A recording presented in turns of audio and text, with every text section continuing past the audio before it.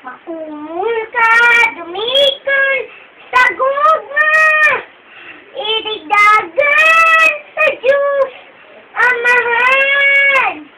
Hibuso ka sa imong inaan, aron makita ka nining kalibutan. Karon kay ng katawan sa katawan, usay katang pupunit ning katilingan. Kalipay ba ako kagalaanan, kining angay nimong hinumduman.